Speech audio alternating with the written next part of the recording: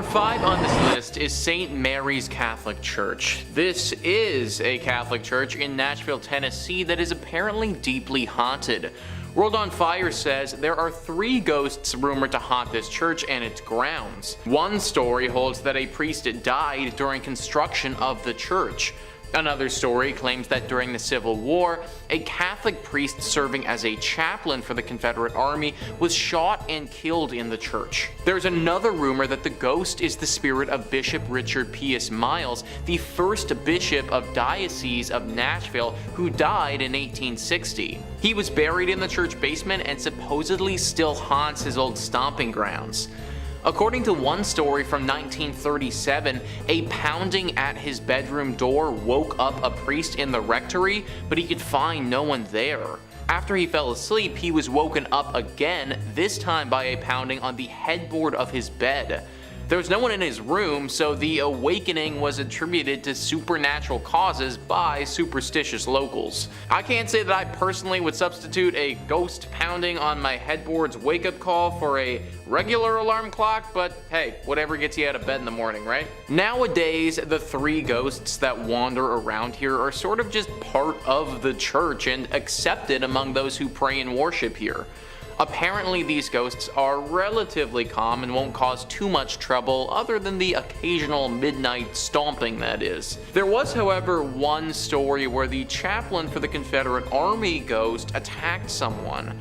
It happened over 50 years ago now, but apparently a woman and her young son were walking past the church and got bombarded by this ghost. They both managed to get out okay, but they were obviously really shaken up. Now, nobody knows why this ghost did this or what the story was, but we think that this woman and her son were descendants of someone who had dealings with him in real life. Potentially their grandfather killed this man or something along those lines. It's all a bit hazy, but the good thing is that's the only group of people his ghost has ever chosen to attack before. Other than that, these ghosts are just relatively annoying, but they shouldn't cause you too much problems if you go here. Number 4 on this list is the widow. There was a widow who lived in the 20th century who was a very devout Catholic. For some reason, this woman, who we're gonna call Ruth, had a very strong connection to the spirits that were in purgatory. Her story goes like this. The first soul Ruth encountered was her departed husband. He had often been impatient during his bout with cancer and had reproached God. One evening, Ruth heard a voice. That happened almost every evening over a long time when she came in from the stable. Then she suddenly recognizes the voice of her husband, but she isn't quite sure yet. Then she kneels down and just prays the rosary. She recommends her husband in particular. Yes, she thinks, he was often rather impatient. Is that perhaps the reason he must still do penance? A few evenings later, she sees a nebulous apparition right in the middle of the room. She takes holy water and prays, "O Lord, give him eternal rest." It makes her very upset, and then she sees her husband. He speaks quietly. "Don't be afraid, Ruth, it's me. I may come here to ask your help. Pray 3 chaplets each day." And then he was gone. So every day she prays 3 chaplets. Each time she adds, "Good God, forgive my husband his impatience when he suffered." After some weeks, her husband stands again in the middle of the room. He looks well. He's friendly and beautiful. She recalls how he was a young man. He says nothing. He only looks at her so grateful and full of love. Then she asks him, "How are you, Jacob?" He answers clearly and quietly, "I'm fine. I may come soon. I thank you, Ruth. I thank you so much."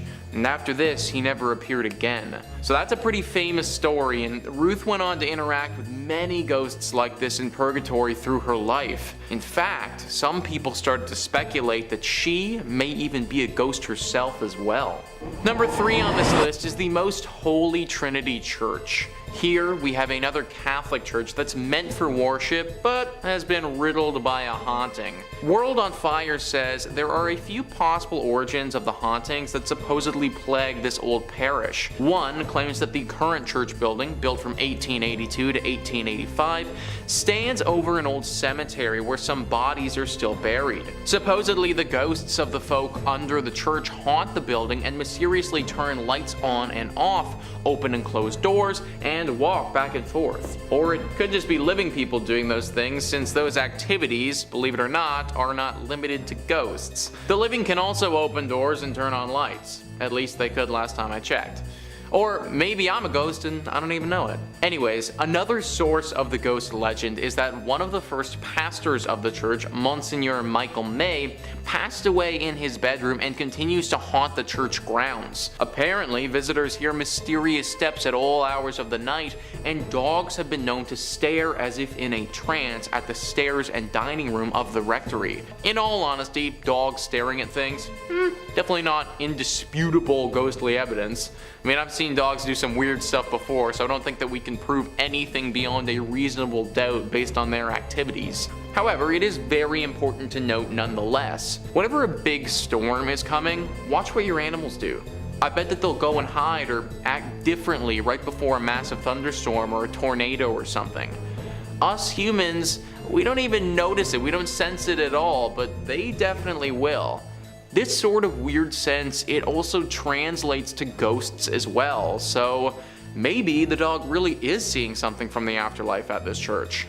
Number 2 on this list is Annalise Michelle. This is a very sad story where there may not ever have been any ghosts involved, but they sure thought that there was. Wikipedia says, when Michelle was 16, she experienced a seizure and was diagnosed with psychosis caused by temporal lobe epilepsy. Shortly thereafter, she was diagnosed with depression and was treated by a psychiatric hospital. By the time she was 20, she had become intolerant of various religious objects and began to hear voices.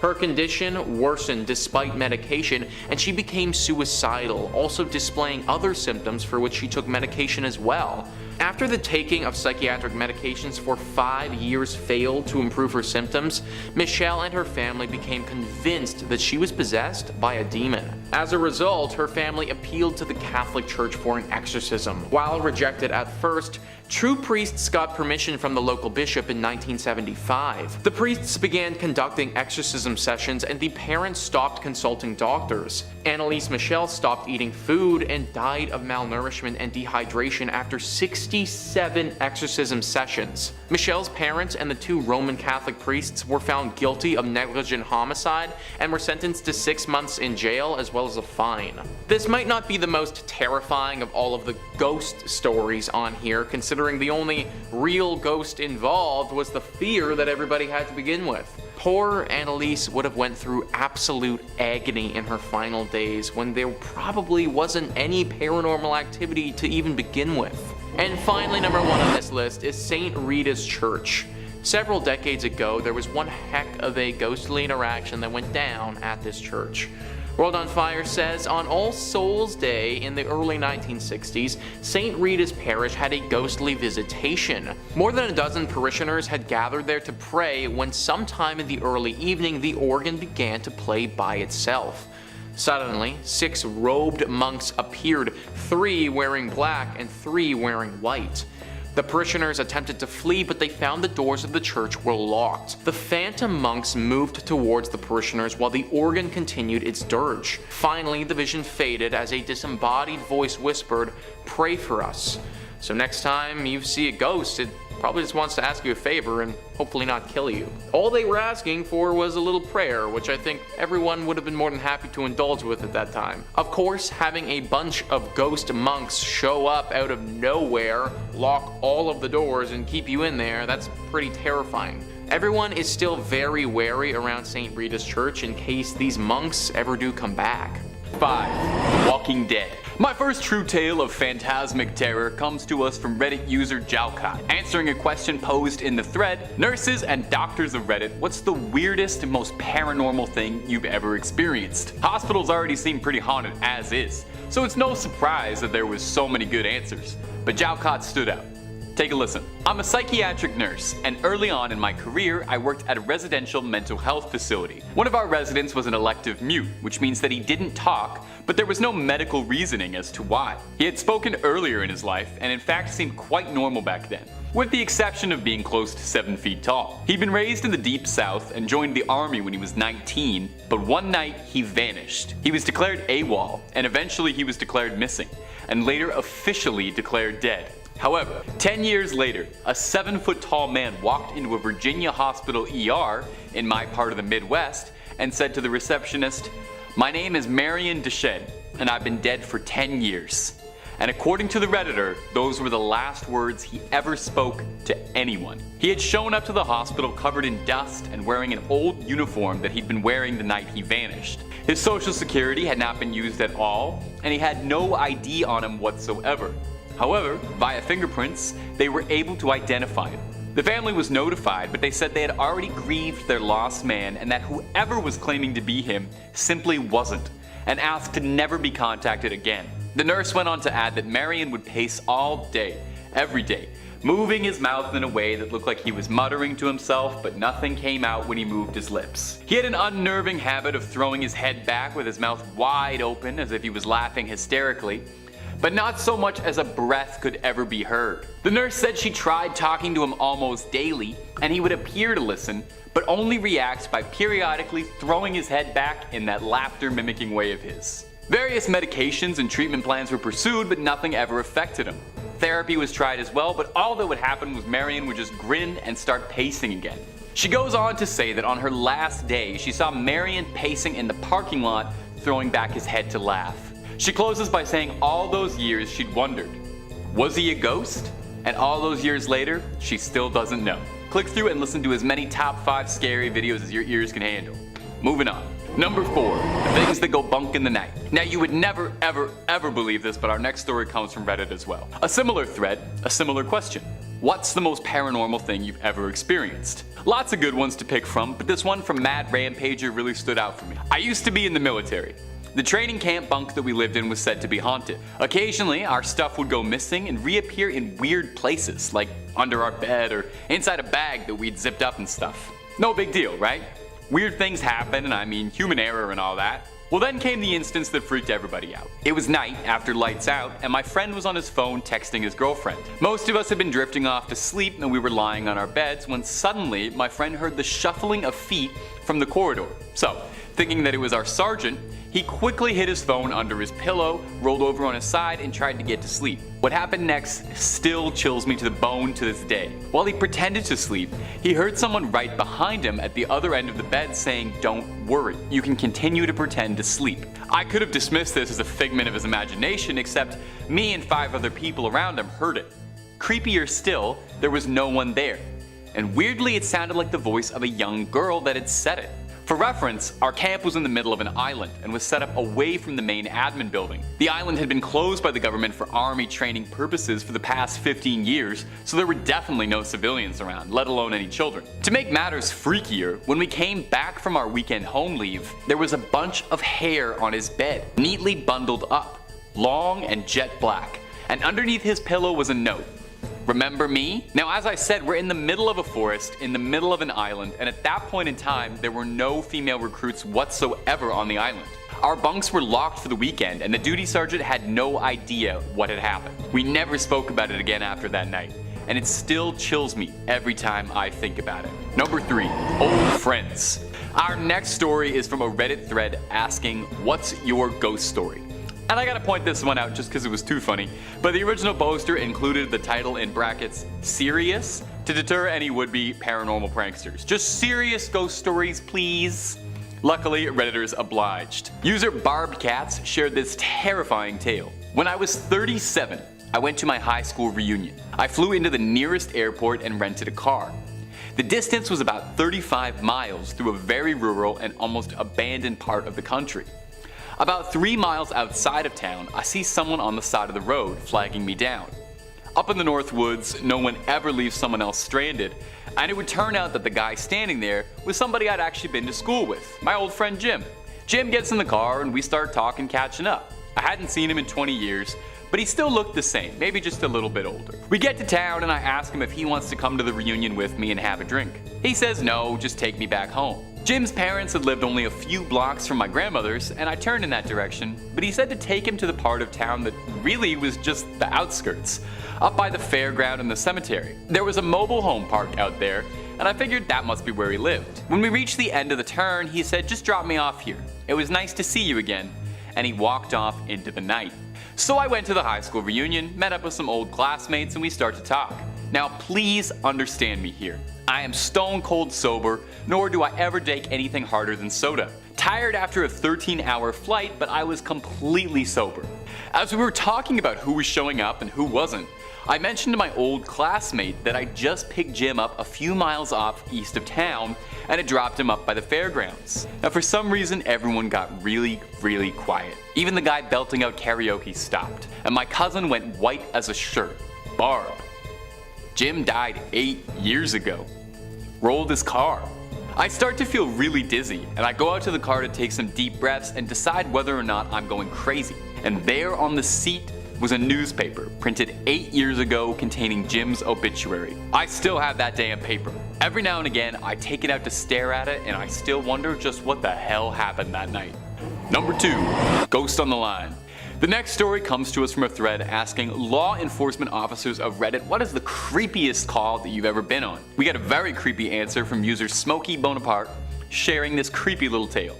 The Redditor writes, 911 dispatcher calling in. We received a call from an elderly lady who had trouble breathing. I had taken several calls from her before and her husband in the past, so I recognized the voice. I dispatched an ambulance to her residence and held her on the line trying to keep her calm while the ambulance was responding. Ambulances advised that they had a 15-minute ETA as she was in a very rural part of West Virginia. I'm talking to her just about her husband and how she was doing, and just making pretty standard small talk with her. The ambulance arrives and I let them know that she is in severe respiratory distress, and I still had her on the line.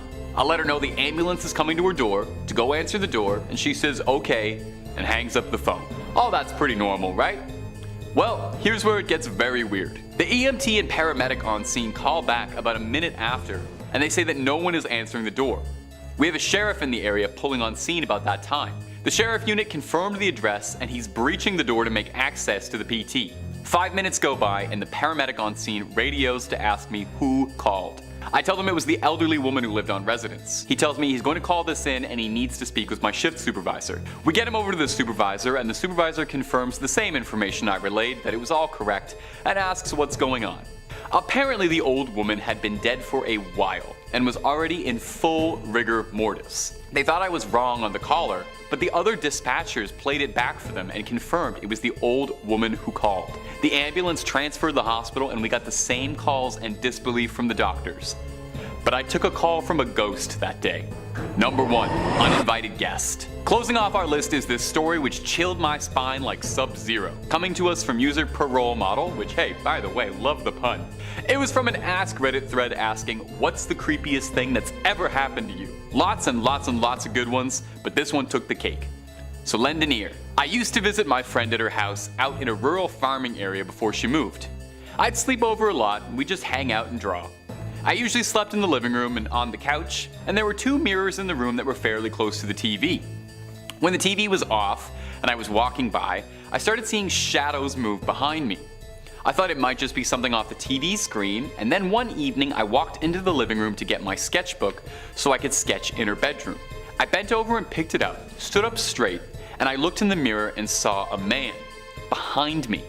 A man standing in the hallway leading to the living room. He was average height, bald, and a bit old. I turned to look at him and no one was there. I turned to look at the mirror again and he was gone. I felt more than a little spooked. Another time we were just sitting in the living room and we heard what sounded like a kid's footsteps running across upstairs quickly. She had 2 adult siblings, but they were out at work leaving us all alone. Around that time I decided to sleep in my friend's room instead of the living room, only to wake up in the middle of the night to see 4 posters slowly get peeled off the wall. No, it wasn't just them falling and dragging each other down. It looked as if someone was carefully unsticking the tape and removing them. The next morning my friend put them back up saying, well, I need to get some better tape. She and her family eventually moved out because they couldn't afford to keep living there anymore. We'd never really talked about anything that had happened in that house, as if talking about it might actually make it worse. But after she moved, I finally confronted her and said it. I said, "Dude, your house was haunted. I hope you knew that." She replied, "Yeah, we knew it was. Some guy and his granddaughter used to live there, but he took her life and then took his own. So it was probably them or something. I never told you because I didn't want to scare you." Later, she would dig out a copy of a news article she got from a local paper about the crime. The picture that went with the article was the exact man I saw all those years ago. Okay. I gotta start looking at some of the cute cat picture subreddits, or maybe ones with like little monkeys going on adventures after that. Need to clear myself out. But thanks for everything, my viewers.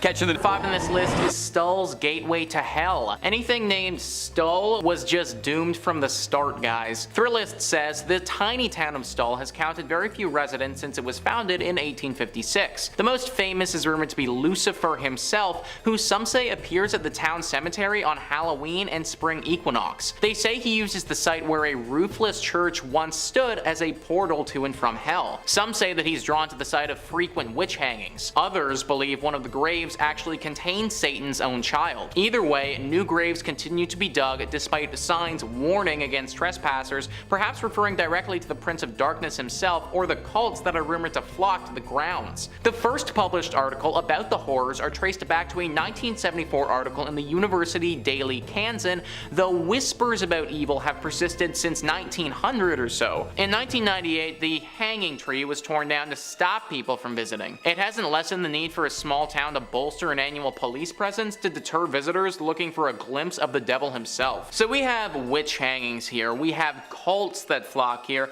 and then we also have the worst thing of all, the literal devil potentially calling this place home. How could somebody decide to name a town Stull? That is way too close to the word skull and it's just destined for failure. People have been smart enough not to live here all that much, and as Thrillist has said, the residents are few and far between, but it doesn't change the fact that this place is deeply haunted. If the devil truly does live here and there is a portal to hell, then there's no telling what other crazy things can happen here. Maybe there are few residents around because the devil has been taking them. I also think it's interesting that there are more police around this place. Why would there be a bunch of police around an area where there isn't that many people? Maybe the government knows something about this place that we don't. Maybe they're hiding something and don't want locals finding out. It's just a theory, but based on the rumors around this place, I could believe it. Number 4 on this list is the Devil's Chair. I am perfectly happy with my lazy boy and don't need to be sitting on any type of devil's chair anytime soon. Insider says the legend of the Devil's Chair goes like this. An old farmer in Alma refused to sell his land to the city in order to build a new cemetery. Someone got a little too tired of waiting for him to sell, so he was pushed into his own well. Eventually, somebody said that there was a terrible smell coming from the well, so the city sent someone to investigate. It was ruled that the well was empty and it was boarded up. Now, if you make your way to Alma, you can actually sit on the boarded up well, but legend says that people who have sat on the well have been known to mysteriously disappear. Where the heck did my dude go? He was down there in the well and then just poof, he was gone. Like, did his body go underwater and just couldn't be seen, or was there something more paranormal afoot? Well, whatever happened to the body, I guess it doesn't matter too much now because there is certainly something paranormal happening here today. If you sit on this chair, you will literally go missing. Yeah, maybe let's stop sitting on the haunted well that people have named the Devil's Chair. Maybe, I don't know, let's put a fence around it, or better yet, let's just destroy the damn thing. Number 3 on this list is Sawyer Castle. Sawyer Castle is currently haunted by the ghosts of 2 lovers who left this world far too soon. Ranker says, this haunted Kansas mansion has many gruesome tales attached to it, but certainly the most awful one involves the tragic suicides committed by a husband and wife during the Civil War. The owner of the house had gone to fight and instructed his wife to wait for the arrival of a particular ferry that he would be coming home on. When her husband did not return on that ferry, she assumed him dead and hung herself in the bell tower. However, he was in fact still alive, and upon his arriving home, he found his wife dead and killed himself out of misery. It's said that strange lights and noises emanate from the house's bell tower to this day. This story is very similar to that of a classic play, Romeo and Juliet. 2 lovers, held apart by something out of their control, take their own life in what is a clear miscommunication. Even though this was horrible, I suppose that they sort of got what they wanted. Now they're together forever, but just in ghost form. Of course, they can't just let this lie though and have to haunt this place and ruin everyone else's life who's still living here. Maybe they think that because they're still together and technically still around, that they should own the home and anyone in it that's not them is a trespasser. Whatever it is that they think, they make it very difficult for those who go around here. I'd avoid this place altogether if I was you.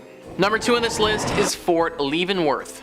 What happened here back in the day is enough to make anyone's hair raise. Ranker says Fort Leavenworth is considered to be one of the most haunted army bases in the US, and it's home to a number of helpful and malignant spirits. It has seen centuries of war and is home to a military prison called the United States Disciplinary Barracks. During World War II, there was a prisoner uprising, and as punishment for their unruliness, one prisoner was hung every hour for 14 hours. They quickly ran out of space in the gallows and also used one of the elevator shafts in the administration building to hang people. Ever since then, screams have been heard from that same elevator shaft at odd hours. Not surprisingly, nearly every building on the base has a horrifying story attached to it. I know that it was war and they were trying to have an uprising, but my gosh, hanging one person an hour? Like, that is just so brutal. No wonder this place is deeply haunted now. All of the spirits from back then are locked into this place and refuse to let go. And you better believe that they make the people who are still around pay for what happened in the past. People have reportedly been attacked by invisible spirits before. They've been clawed at and bitten, and one person even had their finger ripped right off of their body. Things are not pleasant at this army base, and I'm kind of surprised that it hasn't been razed to the ground yet. Might be the only thing left to do to quiet these spirits down. And finally, number 1 on this list is the ghost of Saline River. You already know that this is going to be a scary legend when they have a name like that. Ranker says, according to legend, a Native American ghost by the name of Takaluma is said to walk the banks of the Saline River and was first spotted by a cowboy in the winter of 1879. Takaluma's spirit was condemned to wander the river until he found the skull of his dead father, who had been murdered by white men in the 1840s. The ghost rose from his burial mound and warned that far more powerful spirits might join in the search, but the skull has still never been found. What a horrible fate. Your father gets murdered, and then you have to spend the rest of your existence as a ghost wandering around this river searching for his skull. This ghost was once a calm presence, but time has made Takaluma angry. Now it's said that this ghost will drag unsuspecting victims into the river and drown them, then take their skull and see if he can convince the other spirits that it's his father's. This has never worked before, but when you have a literal eternity, I suppose you'll try anything. A beautiful river to look at from a distance, but not one that you want to get too close to. At number 5, House of Leaves, Mark Z. Danielewski. And you may be thinking, what the F, Jack? House of Leaves? I'm expecting some 200-year-old novels at the least. I want some top hat and cane style gothic horror, or at least a mad monk of sorts.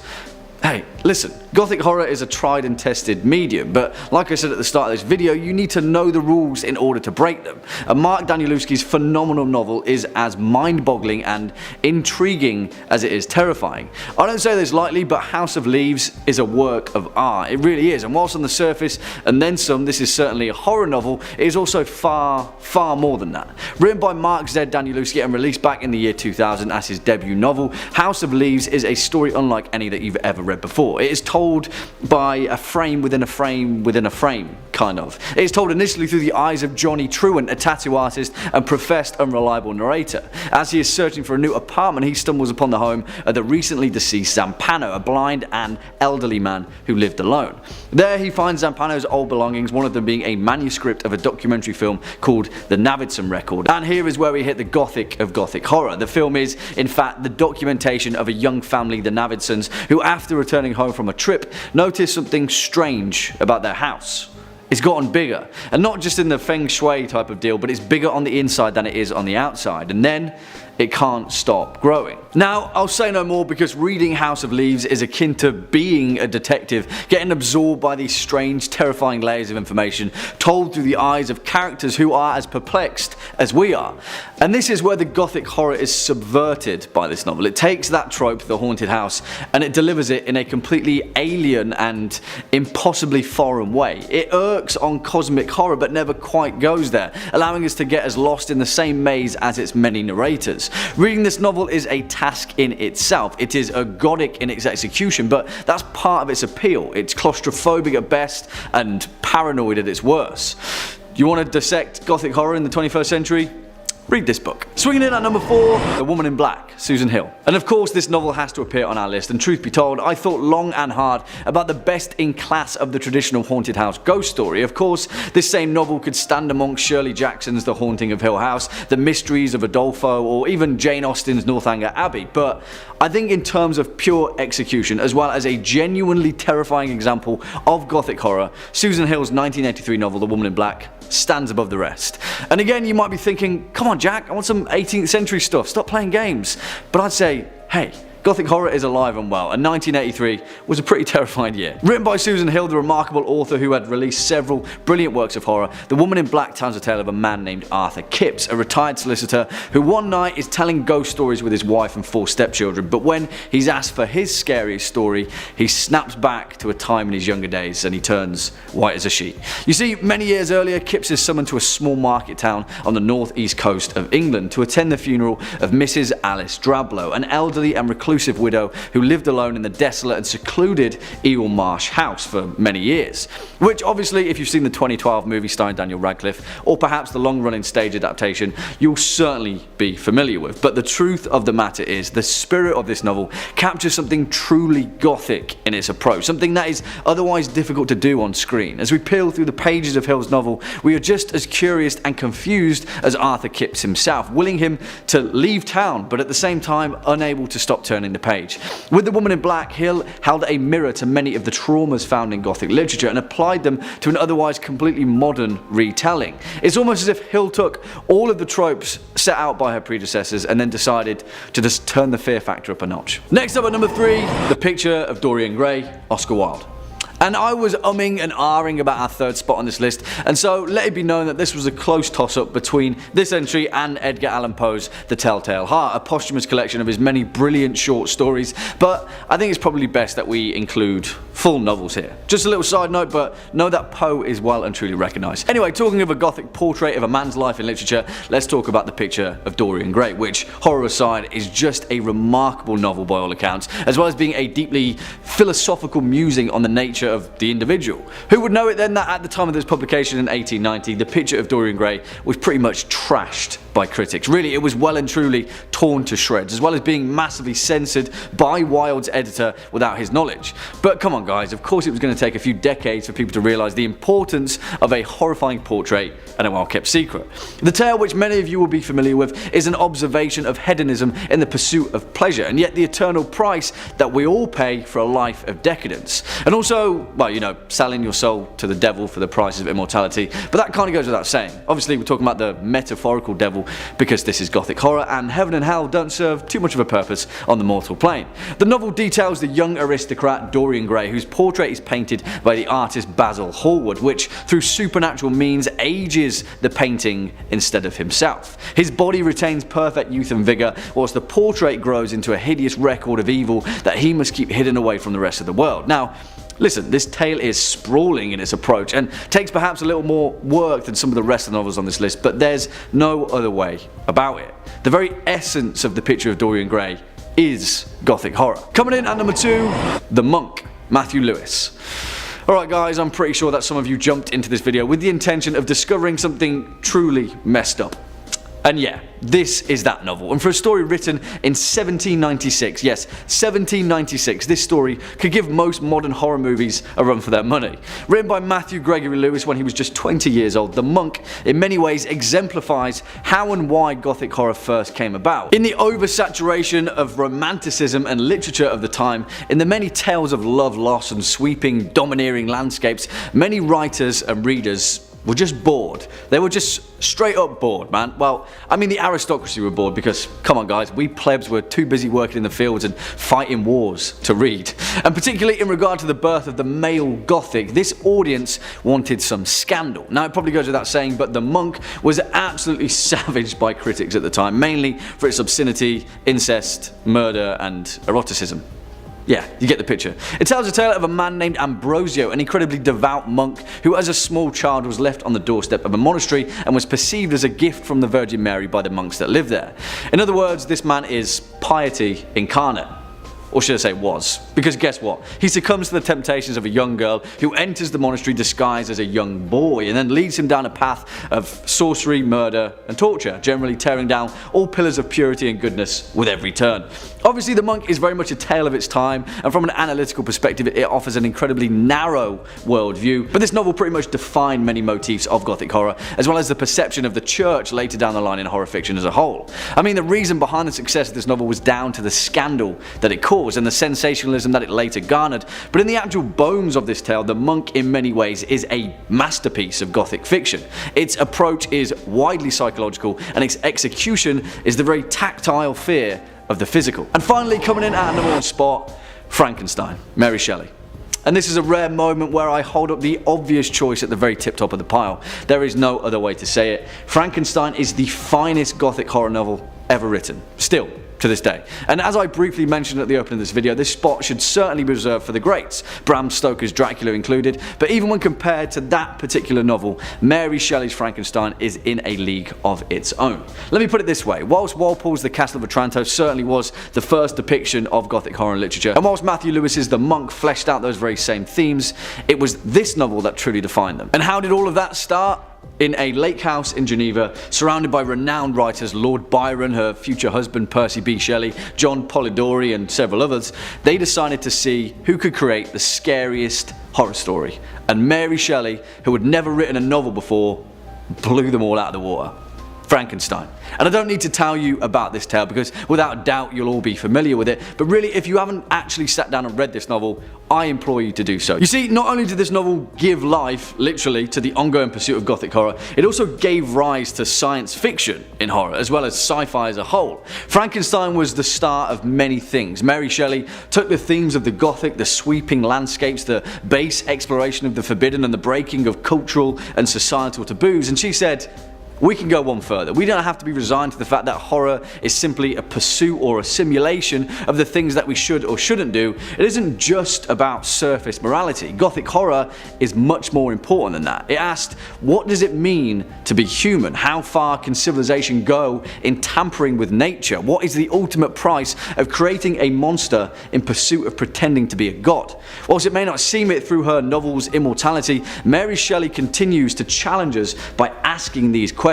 And now, in many ways, this story is more relevant than ever before.